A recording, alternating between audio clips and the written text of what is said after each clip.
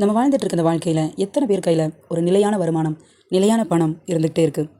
பல பேர் சொல்கிறது வருதுங்க, வந்த வழி தெரியாமல் போயிடுதுங்க. 10,000 என்னோட சம்பளம், ஆனால் என்னுடைய வீட்டு செலவு 20,000 இருக்குது. எவ்வளவோ இஎம்ஐ இதெல்லாம் நான் கட்டிக்கிட்டு தான் இருக்கிறேன். என் வாழ்க்கையில் என் கையில் மட்டும் ஏன் பணம் தங்கவே இல்லை?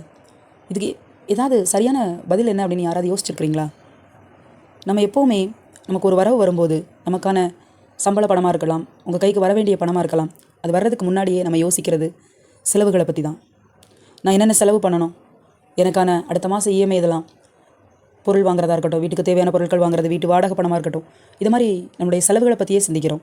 அதனால தான் அது நம்மளிடம் நிலையாமல் இல்லாமல் போய்கிட்டே இருக்குது. ஒரு செல்வ செழிப்பான வாழ்க்கையை நீங்கள் வாழணும்னு நினைக்கிறீங்களா? அதற்கு நம்ம பண்ண வேண்டியது, நம்மக்கிட்ட இருக்கிறதுக்கு ஃபஸ்ட்டு நன்றி சொல்லணுங்க.